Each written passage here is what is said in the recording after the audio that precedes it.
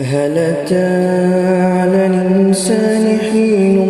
من الدهر لم يكن شيئا مذكورا إنا خلقنا الإنسان من نطفة أمشاج نبتليه فجعلناه سميعا بصيرا إنا هديناه السبيل إما شاكرا وإما كفورا إنا أعتدنا للكافرين سلاسلا وأغلالا وسعيرا إن الأبرار يشربون من كأس كان مزاجها كافورا عينا يشرب بها عباد الله يفجرونها تفجيرا يوفون بالنذر ويخافون يوما كان شره مستطيرا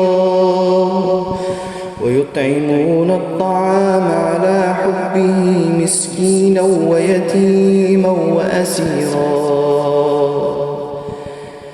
إنما نطعمكم لوجه الله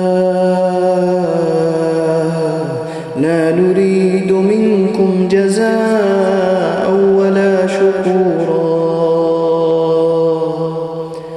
إنا نخاف من ربنا يوما عبوسا قمطريرا فوقيهم الله شر ذلك اليوم ولقاهم نظرة وسرورا وجزاهم بما صبروا جنة وحريرا متكئين فيها على الأرائك لا يرون فيها شمسا ولا زمهريرا ودانية عليهم ظلالها وذللت قطوفها تذليلا ويطاف عليهم بآنية من فضة وأكواب كانت قوارير من فضة قدروها تقديرا ويسقون فيها كأسا كان مزاجها زنجبيلا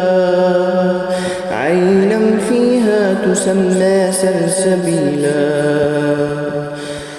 ويطوف عليهم ولدان مخلدون إذا رأيتهم حسبتهم لؤلؤا منثورا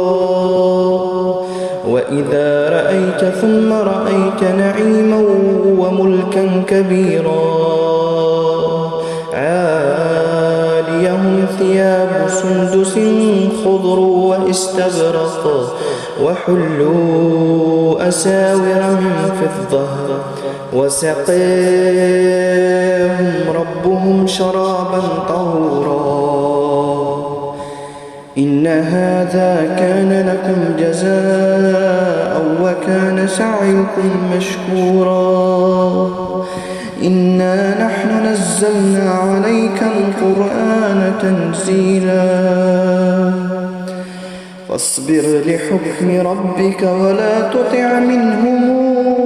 آثما أو كفورا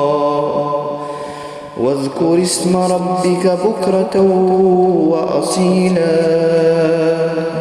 ومن الليل فاسجد له وسبحه ليلا طويلا إن هؤلاء يحبون العاجلة ويذرون وراءهم يوما ثقيلا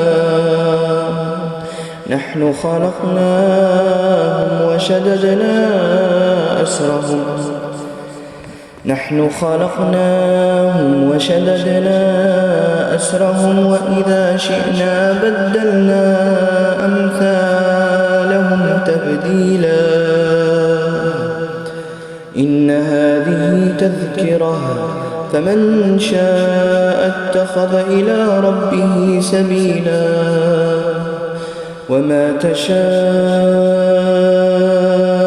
إلا أن يشاء الله إن الله كان عليما حكيما يدخل من يشاء في رحمته والله